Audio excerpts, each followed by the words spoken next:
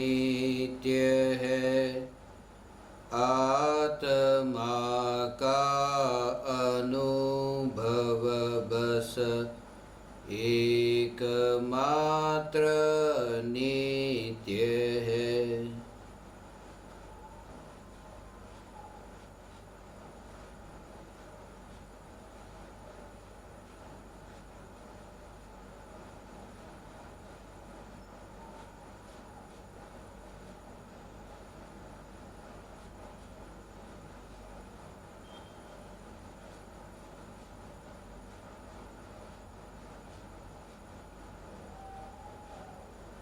चैतन्य स्वभावी भगवान आत्मा अनादि अनंत शुद्ध चैतन्य मात्र है।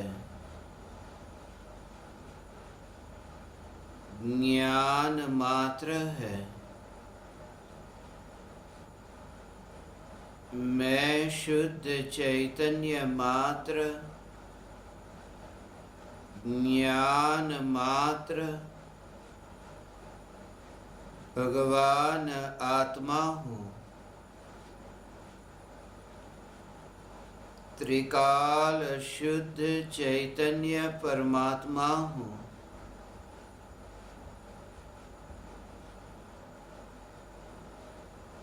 अनंत गुणाधिपति, एक ज्ञायक देव हूँ। अगणित ज्ञेयों के प्रतिबिंबों से अप्रभावित ज्ञान पर्यायों में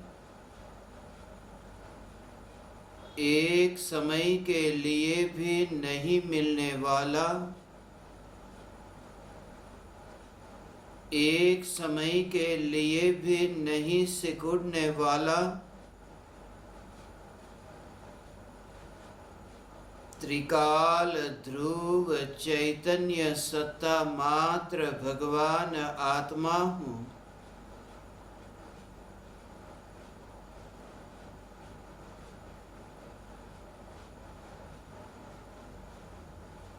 अनंत गुणों की एकता,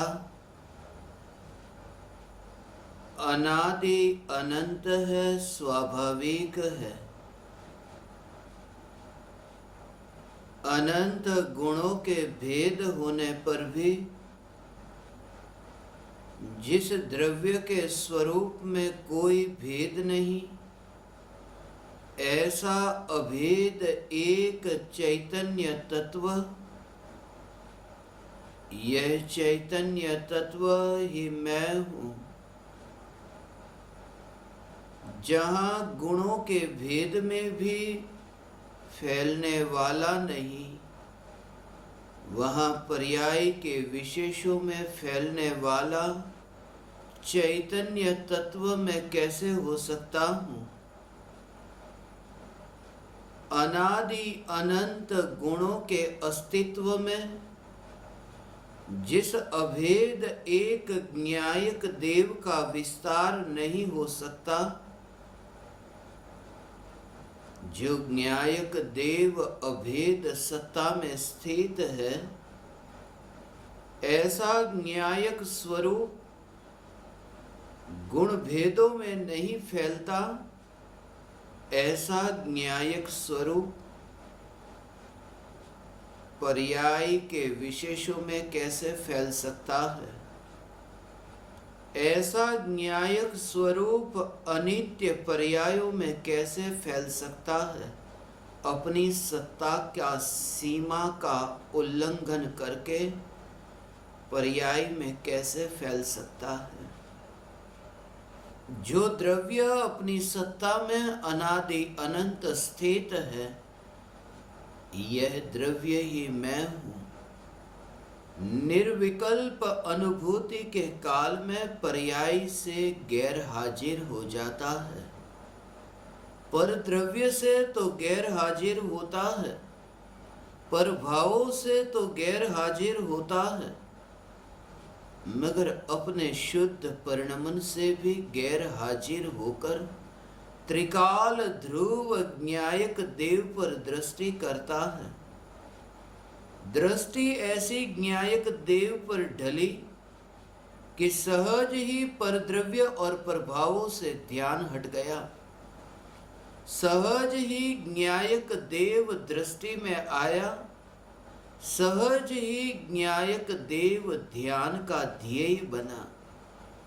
निर्विकल्प अनुभूति के काल में परद्रव्य तो नहीं, परभाव तो नहीं,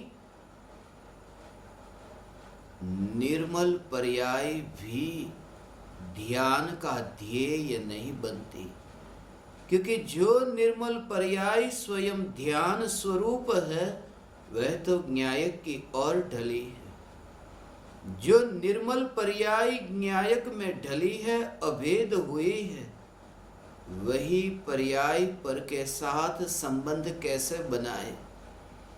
यही कारण है निर्विकल्प अनुभूति के काल में नयों की लक्ष्मी उदित ही नहीं होती। प्रमाण अस्त को प्राप्त होते हैं और निक्षेपों का समुदाय कहाँ चला जाता है यह हम नहीं जानते। अधिक क्या कहे, द्वैत ही प्रतिभासित नहीं होता। अद्वैत दोपना मिट जाना, जानने वाला और जानने में आने वाला ऐसा भेद दृष्टि में उत्पन्न होता था, वस्तु के स्वरूप में नहीं। वस्तु का स्वरूप तो ऐसा है कि प्रति समय यह भगवान आत्मा अनुभव में आ रहा है, बिना किसी भेद के विकल्प के। ये स्वरूप ही ऐसा है कि अपने में रहकर अपने को तन्मय होकर के जानना, अपनी ही निर्मल पर्याय को अपने ही जानने रूप परिणमन को सहज ही जानना, ये स्वभाव है। और प्रति समय अपने स्वभाव से हटे बिना, अपने स्वभाव से दूर गए बिना ये निरंतर कार्य हो रहा है। जिसने ये स्वरूप को समझा कि मैं अपने ही स्वरूप को जानता हूँ, मैं ज्ञान को ही जानता हूँ, ज्ञान में ज्ञान को ही जान रहा हूँ, ऐसी ज्ञान की रुचि की ज्ञान में ज्ञान को जानता हूँ, बार बार ये चैतन्य तत्व विचार। जब भी वस्तु का विकल्प हो कि नहीं यह तो ज्ञान ही जानने में आ रहा है, जब भी भावों का विकल्प हो तब यह जागृति कि यह ज्ञान ही जानने में आ रहा है, प्रति समय यह जागृति कि ज्ञान ही जानने में आ रहा है, ज्ञान में ज्ञान ही जानने में आ रहा है, यह जागृति कि सहज ही परद्रव्य और प्रभाव से ध्यान हटता है, ज्ञान में ज्ञान की अनुभूति होती है। ज्ञान में ज्ञान की अनुभूति, भगवान आत्मा की अनुभूति, प्रति समय यह जागृति बनी रहे कि ज्ञान में ज्ञान अनुभव में आ रहा है। फिर पर पदार्थ का लक्ष्य रहता ही नहीं, पर पदार्थ में एकत्व रहता ही नहीं, पर पदार्थ की ओर ध्यान जाता ही नहीं, क्योंकि पर को जानने के काल में भी यह जागृति है।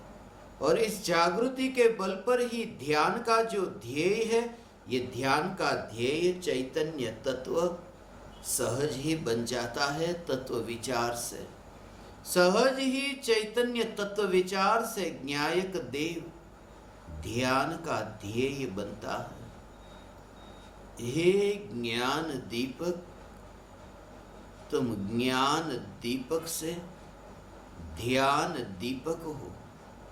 ज्ञान दीपक से ध्यान दीपक होना वही होता है जो ज्ञान में ज्ञान की अनुभूति करे कि सहज ही ज्ञान से ध्यान होता है। ज्ञान के जानने जानने रूप परिणमन में जिसने ज्ञान की सत्ता को ही देखा है, प्रवाह में जिसने ध्रुवता को ही देखा है, अनित्यता में जिसने नित्यता को देखा है, परिणमन में जिसने परिणाम को न देख करके अपरिणामी को देखा है, परम पारिणामिक भाव को देखा है, चैतन्य स्वभाव को देखा है, वह पर्याय के होने पर भी पर्याय से पार है। वह उस दशा में है कि जहाँ अनित्यता, निरंतर अनित्यता अनित्यता अनित्यता रूप परिणमन हो रहा है, वहाँ उसे नित्यता की अनुभूति होती है। अनुभूति नित्य है, नित्य की अनुभूति होती है। यही कारण है ये कहा कि यह जगत सारा क्षणिक है और आत्मा एक नित्य है। आत्मा का अनुभव बस एकमात्र नित्य है। प्रति समय यह जागृति, मैं नित्य हूँ, मैं चैतन्य सत्ता मात्र भगवान आत्मा हूँ। ज्ञेयों के प्रतिबिंबित होने के काल में ज्ञान की सत्ता, यह ज्ञान का अनुभव, इस ज्ञान के अनुभव से ही आनंद का अनुभव होता है। निर्विकल्प अनुभूति होने पर, दृष्टि सम्यक होने पर, अनंत गुणों की ऐसी शुद्ध पर्याय प्रकट होती है। एक गुण नहीं, अनंत गुणों में निर्मलता प्रकट होती है। अनंत गुणों का आंशिक ऐसा वेदन होता है, अनंत गुणों में आंशिक शुद्ध परिणमन होता है। श्रद्धा गुण की पर्याय शुद्ध होते ही, सम्यक दर्शन होते ही, सहज ही ज्ञान में सम्यकपना प्रकट हुआ। ज्ञान में सम्यकपना प्रकट हुआ, जो मति ज्ञान और श्रुत ज्ञान, कुमति ज्ञान और कुश्रुत ज्ञान के रूप में था, वही मति ज्ञान और श्रुत ज्ञान कुमति कुश्रुत ज्ञान से अब मति ज्ञान श्रुत ज्ञान रूप कहा गया, सम्यक ज्ञान रूप कहा गया। ज्ञान तो पहले भी था, मगर ज्ञान को जो नाम मिलता था, वह ज्ञान को नाम मिलता था कुमति ज्ञान और कुश्रुत ज्ञान। ये नाम मिलता था मिथ्यात्व के कारण। मिथ्यात्व छूटते ही वह ज्ञान सम्यक ज्ञान हुआ, मति ज्ञान हुआ, श्रुत ज्ञान हुआ। एक ही समय में सम्यक दर्शन होते ही ज्ञान में, कुज्ञान में से सुज्ञान होना, सम्यक ज्ञान होना, ऐसा परिणमन होता है। श्रद्धा गुण का परिणमन शुद्ध हुआ कि ज्ञान गुण का परिणमन शुद्ध हुआ। चारित्र गुण का परिणमन शुद्ध हुआ। चारित्र गुण में वितरागता प्रकट हुई। वितरागता प्रकट हुई अनंतानुबंधी क्रोध मान माया लोभ के अभाव से। वितराग परिणति, जो परिणति में शुद्धता प्रकट हुई, ये चारित्र गुण का आंशिक शुद्ध परिणमन। ऐसे ही सुख गुण कि उस समय अतीन्द्रिय सुख प्रकट हुआ। जितने अंशों में आत्मा में शुद्ध पर्याय प्रकट हुई, शुद्ध परिणति प्रकट हुई, उतने अंशों में आत्मा में सुख प्रकट हुआ।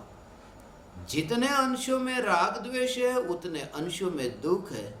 जितने अंशों में वितरागता है, उतने अंशों में वहाँ सुख है।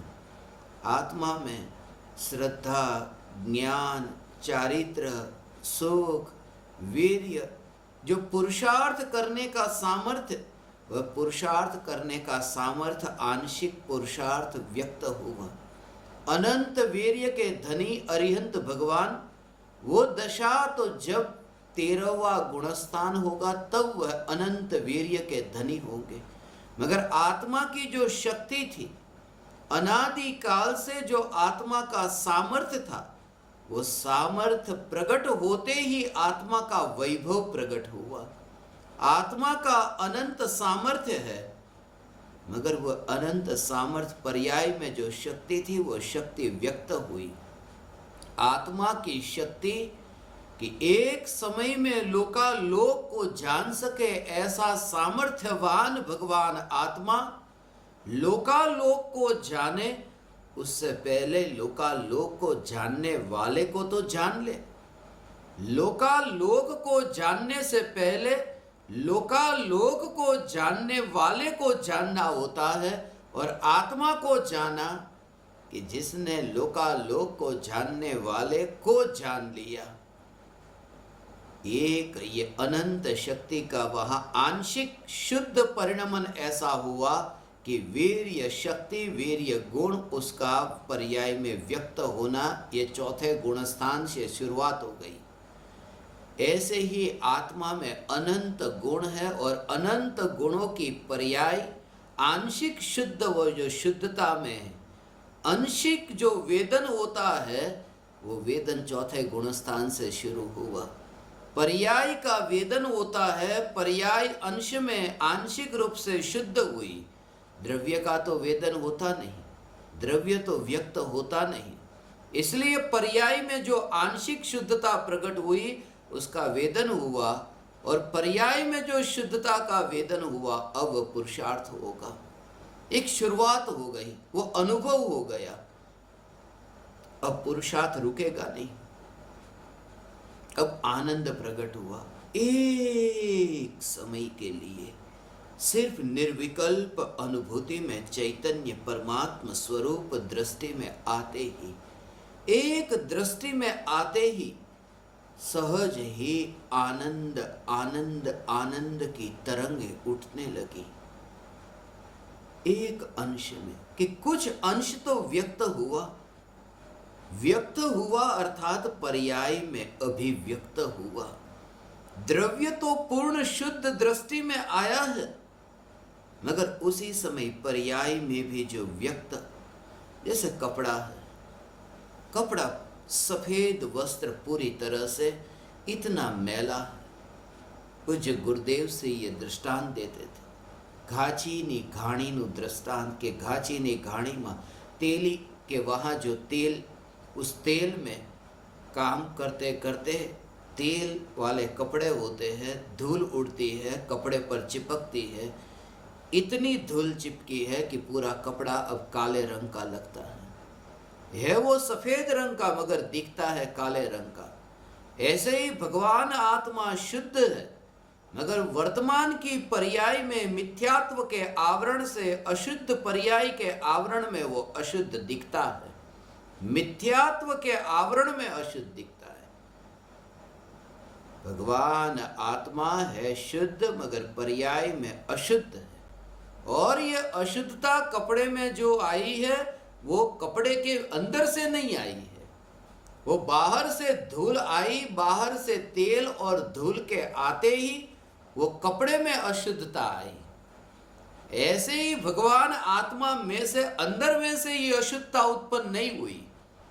अशुद्धता उत्पन्न हुई है तेल और रजकण से।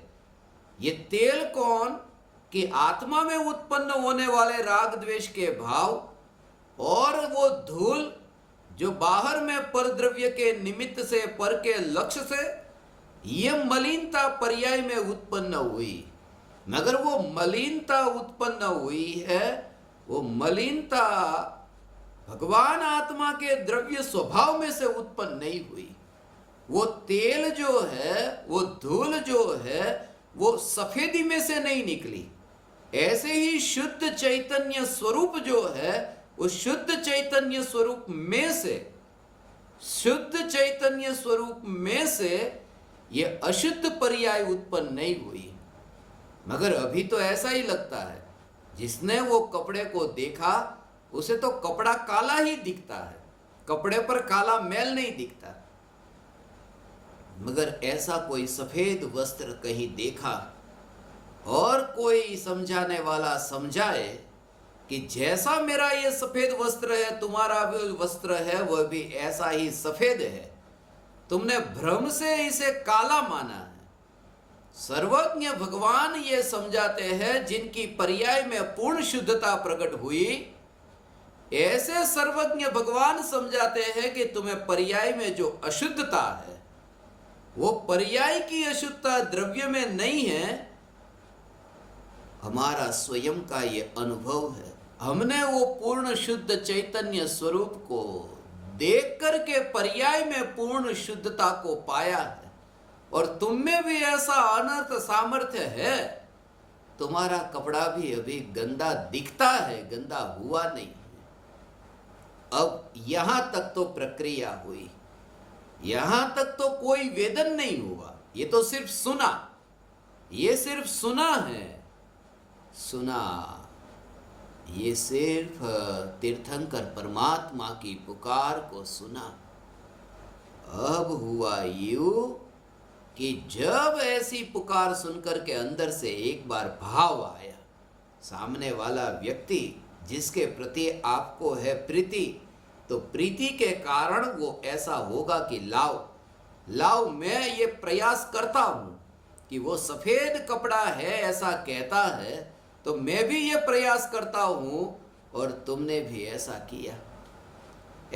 किया कि तुमने भी उस कपड़े को साफ करने का प्रयास किया, साबुन लगाया, उसके ऊपर ब्रश घुमाया, और ब्रश घुमाते ही थोड़ा कपड़ा, वो जो मैल है ना, वो मैल थोड़ा निकला। कभी कभी ऐसा होता है ना कि कपड़ा पूरा गंदा और थोड़ा आपने उसको ऐसा पानी पर वहां पर भिगो करके उस पर साबुन लगाया और थोड़ा ऐसा हाथ घुमाते ही वो थोड़ा मैल थोड़ा ढीला हुआ, मैल थोड़ा ऐसा ऐसा ऐसा ऐसा दूर होने लगा कि तुम्हें ऐसा तुरंत ही आनंद आता है। वो आनंद इंद्रिय सुख, वो कपड़े का अभी पूरा साफ तो हुआ ही नहीं है, मगर थोड़ा अंश में वो कपड़ा साफ होते ही अंदर से बल आ गया कि ये कपड़ा सफेद है, ये रंगीन कपड़ा नहीं है। देखा कि अभी तो पूरा मैल नहीं निकला है, मगर थोड़े अंश में वो मैल के निकलते ही पूरा कपड़ा सफेद, ये श्रद्धा हो गई कि अब जितना भी गंदा कपड़ा है वो कपड़ा गंदा नहीं है, वो मैल है। ऐसा वो कपड़े का स्वरूप नहीं है। ऐसे ही चौथे गुण स्थान में पुरुषार्थ हुआ। ऐसा पुरुषार्थ माने कपड़े के ऊपर इतना ब्रश पूरे कपड़े में घुमाना, पूरे कपड़े में ब्रश घुमाना, ये तो पूरा पुरुषार्थ। मगर थोड़ा तो पुरुषार्थ हुआ ना। पुरुषार्थ शब्द तुम्हारी भाषा में ये कहते हैं, बाकी तो वो बाहर की बात है, पुरुषार्थ तो अंतर में घटित होता है। तो जब वो ब्रश घुमाया और ब्रश घुमाते ही थोड़ी मेहनत की, ये तुम्हारी भाषा में मेहनत, इसलिए वो जो ऑफिस में काम करते हैं, दुकान पे काम करते हैं, मजदूरी करते हैं, उसको मेहनताना कहते हैं ना, वो मिलता है मेहनताणु, वो मेहनत है, वो पुरुषार्थ नहीं। पुरुषार्थ अंतर में।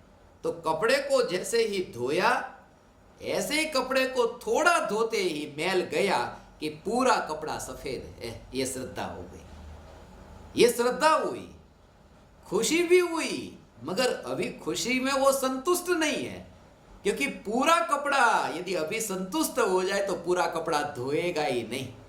ऐसा इसलिए अभी तो ये जान लिया, अभी तो ये पहचान लिया, अभी तो ये श्रद्धा हुई, अभी तो शुद्धता को अभी अनुभव किया और खुशी भी हुई, मगर ये सब आंशिक शुद्धि, आंशिक खुशी, अभी वर्तमान में आंशिक शुद्धता का ज्ञान, ये सब आंशिक। मगर श्रद्धा ऐसी है कि अब कपड़ा पूरा सफेद है, कपड़ा काला नहीं है। ये श्रद्धा में ये नहीं कि थोड़ा ही कपड़ा साफ है, थोड़ा ही कपड़ा सफेद है, ऐसा नहीं। श्रद्धा में तो है पूरा। ऐसे ही सम्यक दर्शन होता है तो मैं परिपूर्ण शुद्ध चैतन्य परमात्मा हूं, ये श्रद्धा होती है। मगर परिणति पर्याय में आंशिक शुद्ध हुई, आनंद भी आंशिक हुआ, पुरुषार्थ भी आंशिक हुआ, मगर अभी पुरुषार्थ चलेगा। थोड़ा कपड़े का किनारा थोड़ा लिया और साफ हुआ कि अब वो पूरे कपड़े को ऐसे पूरे कपड़े को धोता है। उसकी प्रक्रिया ये है कि कपड़े को पूरी तरह से धोता है और पूरी तरह से कपड़े को धो करके पूर्ण शुद्ध कपड़ा, पूर्ण साफ कपड़ा हो जाता है। ऐसे ही चैतन्य तत्व, ये चैतन्य परमात्मा तत्व की जागृति, ये जागृति की मैं प्रति समय में शुद्ध शुद्ध शुद्ध चैतन्य परमात्मा हूं, ये शुद्ध चैतन्य परमात्मा हूं, ये दृष्टि में है। ये दृष्टि में होने पर भी पर्याय की अशुद्धता का ज्ञान है, वो ज्ञान जरूरी है। कपड़ा वर्तमान में पूरी तरह से शुद्ध है, साफ है, सफेद है, कपड़ा सफेद है, ये दृष्टि में देखा। दृष्टि में देखने पर भी यदि वो ऐसा मान ले कि पर्याय में भी वो सफेद हो गया, तो फिर वो धुलाई ही नहीं करेगा, वहीं पर ही अटक जाएगा। इसलिए ज्ञान में तो जानता है, जितना गंदा है वह भी ज्ञान में जानता है, जितना साफ है वह भी ज्ञान में जानता है, मगर दृष्टि में पूरा सफेद कपड़ा है। ऐसे ही सम्यक दृष्टि ज्ञानी धर्मात्मा की ये दृष्टि है। ये चौथे गुणस्थान में ऐसा, चौथे गुणस्थान में पर्याय में शुद्धता प्रकट हुई कि आनंद, वो पहले गुणस्थान से बाहर निकला, चौथा गुणस्थान प्रकट हुआ, तो मोक्ष पूर्ण शुद्धता है ना। मोक्ष की पूर्ण शुद्धता जब प्रकट होगी तब होगी, जब होगी तब होगी। इसलिए ऐसा है, आज वर्तमान में पर्याय में जो आनंद को भोगा वही आनंद पूर्णता तक लेकर के जाएगा, क्योंकि वो जो ऐसा आनंद है कि एक समय के निर्विकल्प ध्यान से ऐसा आनंद प्रकट हुआ, ऐसा तो पूर्ण शुद्धता प्रकट होगी। वो आनंद कैसा होगा? होगा ऐसा ही। ये कपड़ा मैंने जो ब्रश लगाया और थोड़ा साफ हुआ, ये इतना साफ हुआ है, तो पूरा कपड़ा साफ होगा तो कितना साफ होगा कि साफ तो ऐसा ही होगा, मगर होगा पूर्ण ऐसे। सफेदी की क्वालिटी नहीं बदलेगी, जितनी बॉर्डर में ब्रश लगा करके साफ हुआ वैसा ही पूरा कपड़ा होगा, मगर होगा पूरा, अभी आंशिक है। ऐसे ही चौथे गुणस्थान में पर्याय शुद्ध हुई है, अतीन्द्रिय आनंद भोगा है, वो क्वालिटी तो वही रहेगी, क्वालिटी वही रहेगी, सिर्फ वो पूर्ण शुद्धता प्रकट होगी। और ये जो है ना, अभी पहले थोड़ा अंश में कपड़ा साफ हुआ, फिर थोड़ा और साफ हुआ, फिर और साफ हुआ, ऐसा वो बढ़ता गया पूरी तरह से। और जो सफेद कपड़ा है, अब वो कपड़ा एक जगह ऐसे रखा हो कि जहां तेल न हो, तेली की दुकान न हो, जहां पर रजकण न हो, रजकण न हो तो भी, रजकण हो तो भी यदि तेल नहीं होगा तो रजकण चिपकेगा ही नहीं, क्योंकि ऐसा कपड़ा वहां पर अलमारी में कपड़ा रखा तो अलमारी में धूल नहीं होती, धूल होती है मगर ऐसी नहीं चिपकती। वो अलमारी में से कपड़ा निकालो और तेली की दुकान में से वो जो कपड़ा निकालो, तो वहां पर दोनों में कितना अंतर है कि वहां उसके अंदर चिपक गई है, यहाँ है ही नहीं, ऊपर होने पर भी वो चिपकी नहीं है क्योंकि तेल नहीं है। सिद्ध भगवान जहां है, जहां कपड़ा पूर्ण शुद्ध हुआ है, वहां राग और द्वेष के विकारी भाव का तेल नहीं है। कारमाण वर्गणा वहां पर भी है, कारमाण वर्गणा है ना, वो 3 लोक में सभी जगह, 3 लोक के सभी प्रदेशों पर ये कारमाण वर्गणा, कारमाण वर्गणा है वहां पर 3 लोक में सब जगह। उसका भाव बहुत सूक्ष्म भाव है, ऐसा 3 लोक में सभी जगह कारमाण वर्गणा है। कारमाण वर्गणा के कारण बंधन होता तो सिद्ध भगवान को बंधन होता, क्योंकि ऊर्ध्व लोक में, लोक के अग्र भाग में जहां सिद्ध भगवान है, और सिद्ध भगवान जहां है माने कि जैसे हम बैठे हैं ना और हमारे पड़ोस में कोई बैठा हो, कुर्सी पड़ी हो, टेबल हो, कोई मित्र हो, कोई परिवारजन, ऐसा नहीं। यहां तो जिस स्पेस को सिद्ध भगवान का जो आत्मा, वो सिद्ध भगवान ने जिस स्पेस को ऑक्यूपाई किया, उसी स्पेस पर कारमाण वर्गणा है। उसी स्पेस पर धूल तो दूर से आकर कपड़े पर चिपकती, यहां तो उसी प्रदेश पर है, मगर फिर भी बंधन नहीं होता, क्योंकि मोह राग द्वेष के भावों का तेल नहीं है। ये कपड़ा गंदा नहीं होता। इसका अर्थ है कि अनंत काल के लिए कपड़ा शुद्ध हो गया, साफ हो गया। अंश से शुरुआत हुई, आंशिक शुद्धता, ऐसी आंशिक शुद्धता हुई। पहले आंशिक शुद्धता तो हो, इसलिए आंशिक शुद्धता के काल में जो खुशी हुई कि कपड़ा इतना साफ हुआ, वो खुश हुआ। और इतना साफ हुआ, पूरा साफ नहीं हुआ, मगर उसकी दृष्टि में पूरा साफ कपड़ा आ गया। अब वो दूसरे को ये कहने के लिए पात्र हो गया कि तुम भी अपना कपड़ा साफ करो, ये तुम्हारा कपड़ा काला नहीं है। ऐसा इसलिए सम्यक दृष्टि उपदेश देने का अधिकारी है। ऐसे वास्तव में तो पूर्ण अधिकारी तो तीर्थंकर परमात्मा, जिन्होंने कपड़े को पूर्ण रूप से साफ देखा है। ऐसा कपड़े को पूर्ण रूप से साफ देखा है। हे ज्ञान दीपक, ये वस्त्र की शुद्धि, ऐसे ही ये चैतन्य तत्व, ये भगवान आत्मा, इसकी शुद्धि की विधि एक समान है। कपड़े को धोने से पहले ये प्रक्रिया है। पहले कपड़े को पानी में, पाउडर का वो सर्फ का पानी जो है ना, उसके अंदर भिगोते हैं। ऐसे ही भगवान आत्मा की निर्विकल्प अनुभूति से मिथ्यात्व और मोह राग द्वेष के जो भाव, ये दूर होने से पहले वो विशुद्धि होती है। कषाय भावों की मंदता होती है, मिथ्यात्व मंद होता है। मिथ्यात्व मंदता तब होती है जब चैतन्य तत्व विचार से, कषाय की मंदता वाणी सुनने से पहले होती है। गुरु के पास गया, कषाय भाव मन थे, तभी तो वाणी सुनने बैठा, और वाणी सुनकर के फिर तत्व विचार किया, और मिथ्यात्व की मनता होती है। इसलिए विशुद्धि लब्धि वो है ना, वो कषाय की मनता की बात है, मिथ्यात्व की नहीं।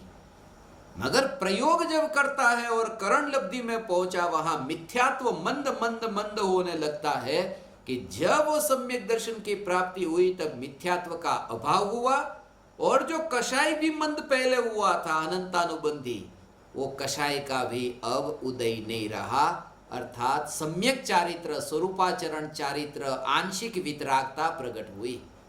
ये ऐसा स्वरूप है। ये चौथे गुण स्थान में उपदेश दिया। इसलिए पूज्य गुरुदेव श्री कांजी स्वामी और कृपालु देव गृहस्थ दशा में रह करके भी ये वस्त्र की शुद्धि के आंशिक दर्शन से अर्थात वो शुद्ध का नहीं, कि आंशिक शुद्धता को ज्ञान में जान करके, देख करके अर्थात जान करके देखा है, दृष्टि में, श्रद्धा में, आत्म जागृति में ऐसा है कि चैतन्य तत्व पूर्ण शुद्ध है। ज्ञान में जाना, ज्ञान में ये वेदन हुआ, वेदन की अपेक्षा ये बात है, आनंद की अपेक्षा ये बात है, पुरुषार्थ की अपेक्षा बात है। इसलिए किसी को ऐसा हो कि मोक्ष तो जब होगा तब होगा, अभी तो आज यदि तुम्हें करोड़पति होकर के सुखी होना है ना, तो पहले तुम्हें दुख थोड़ा भोगना पड़ेगा, शुरुआत दुख से करनी पड़ेगी। मजदूरी करो। आज ऐसे लोग हैं जो मुंबई के बड़े बड़े बिल्डिंग में रहते हैं, ऐसा कहते हैं मुझे, वाल्केश्वर में रहते हैं, मगर हम तो चाल में रहते थे। मुंबई की चाली सिस्टम है ना, तो चाल में रहते थे, ऐसी छोटी छोटी खोली में रहते थे, नानी झूपड़ियों नी अंदर ऐसे रहते थे। मगर वहां से बहुत मेहनत की, बहुत कष्ट भोगा, कष्ट भोगो तब फिर यहाँ तक पहुँचते हो। शुरुआत कष्ट भोग करके करता है वो वहां पहुँचता है। ये सब मान करके ऐसा मानते करोड़पति, ऐसे ही ये महाराज साहब मानते हैं कि थोड़ा शरीर को कष्ट दो, शुरुआत कष्ट से शुरुआत करो तो फिर मोक्ष में सुख मिलेगा। शुरुआत दुख से करो कि फिर बाद में सुख मिलेगा। मगर गुरुदेव ये कहते हैं कि शुरुआत अतीन्द्रिय आनंद से होती है, दुख से होती ही नहीं। चौथे गुणस्थान में शुरुआत हुई तो चौथे गुणस्थान की शुरुआत वो सुख से ही होती है, अतीन्द्रिय सुख से होती है, दुख से नहीं होती। चौथा गुणस्थान में शुरुआत, क्योंकि जिसकी शुरुआत में ही आनंद नहीं है और दुख है, उसका वहां पर अंत भी दुख है। और जिसके प्रारंभ में ही मोक्ष के मार्ग में पहला चरण ही आनंद का भोगा, आनंद का चरण है।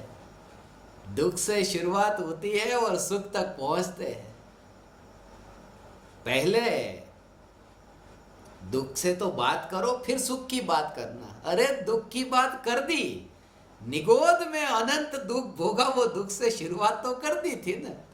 निगोद की बात कर दी, बहुत दुख की बात कर दी, मगर मोक्ष के मार्ग में जब पहला चरण, वहां तो सुख है, अतीन्द्रिय सुख की वो रस चखा, दुख को भोगा तो फिर उस रास्ते से जहां तुम जाते हो अंधेरा है और रास्ते में गए और कुत्ता भौंकता है तो तुम दोबारा उस रास्ते से नहीं जाओगे। वहां तो कुत्ता भौंकता है, डर लग गया कि वहां जाने जैसा नहीं है।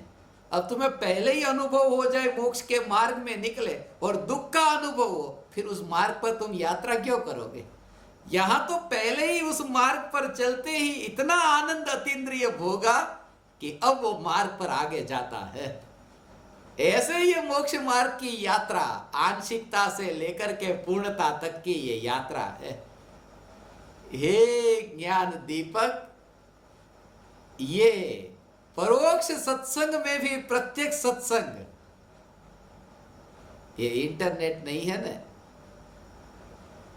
मगर फिर भी हे ज्ञान दीपक, तुम्हारे लिए ये सत्संग आंशिक शुद्धता से पूर्ण शुद्धता तक पहुंचने से पहले आंशिक शुद्धता में पूर्ण शुद्धता का दर्शन, द्रव्य का दर्शन, ऐसा दर्शन तुम्हें हो, ऐसा दर्शन हो। इसलिए भले ही ये सत्संग लाइव नहीं रखा, मगर फिर भी तुम्हारे लिए ये रिकॉर्डिंग किया हुआ सत्संग तुम सुनना। पिछले 2 दिन से रिकॉर्डिंग किया हुआ सत्संग सुनना पड़ता है ना, रिकॉर्डिंग वाला सत्संग सुनना पड़ता है। कैसा लगता है कि रिकॉर्डिंग वाला सत्संग सुनना पड़ता है? अरे भगवान, जितने भी सत्संग सुने सब रिकॉर्डिंग वाले ही सुने हैं। क्योंकि जितने जो तुमने लाइव सुने ना, लाइव माने जूम पर लाइव नहीं, उमराला में आकर के प्रवचन हॉल में बैठ करके जो सत्संग सुने, वो भी रिकॉर्डिंग वाले सत्संग है।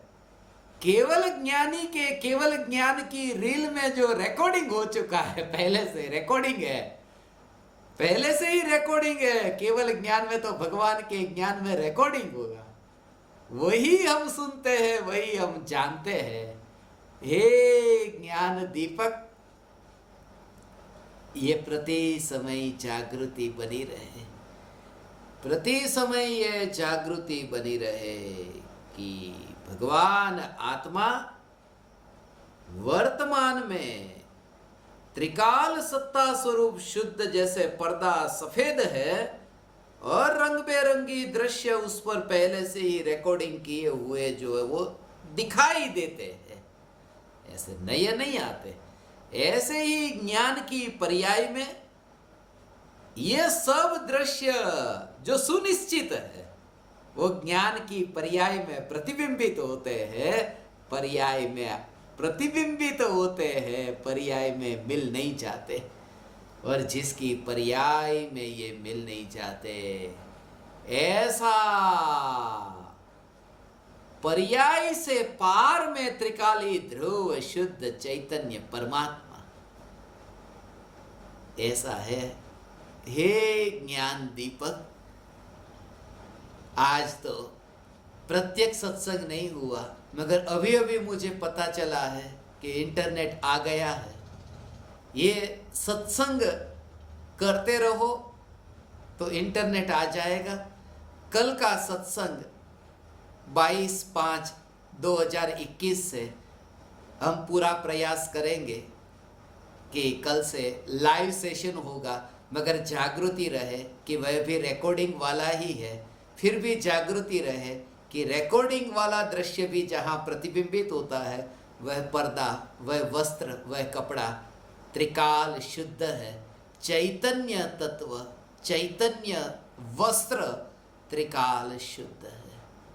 मैं चैतन्य वस्त्र, चैतन्य वस्त्र, चैतन्य वस्त्र।